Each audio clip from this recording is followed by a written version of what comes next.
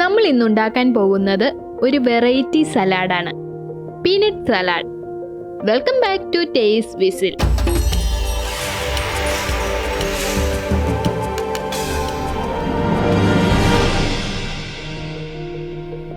Peanut salad ഉണ്ടാക്കാനായി നമുക്ക് ഇഷ്ടമുള്ള വെജിറ്റബിൾസ് എടുക്കാം.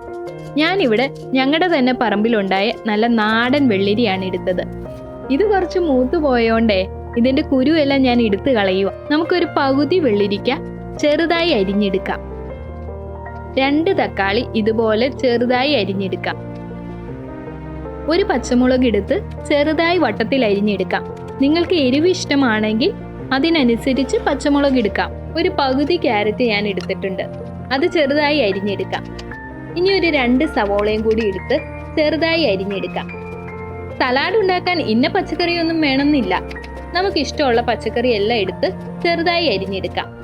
സവോള അരിഞ്ഞത് മാത്രം നമുക്ക് വേറെ ഒരു പാത്രത്തിലേക്ക് മാറ്റാം, കാരണം സവോള മാത്രം നമുക്ക് ആദ്യം ഒന്ന് ചൂടാക്കി എടുക്കണം. ഇനിയാണ് നമ്മുടെ വെറൈറ്റി തുടങ്ങുന്നത്. അതിനൊരു പാൻ അടുപ്പത്ത് വെച്ച് പാൻ ചൂടായി കഴിയുമ്പോൾ കുറച്ച് വെളിച്ചെണ്ണ ഒഴിക്കാം. ഇതിലേക്ക് 1 സ്പൂൺ മുളക് പൊടി ഇടാം.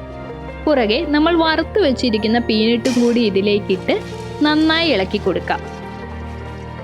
ഇതിലേക്ക് നമ്മൾ അരിഞ്ഞു വെച്ചിരിക്കുന്ന 2 സവോളയും ഇട്ട് നന്നായി ഇളക്കി കൊടുക്കാം.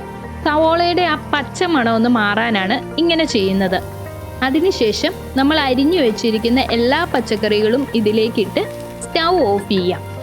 ഇതിലേക്ക് ആവശ്യത്തിന് ഉപ്പും കുരുമുളക് പൊടിയും വിനാഗിരിയും ഇട്ട് നന്നായി ഇളക്കി യോജിപ്പിക്കാം.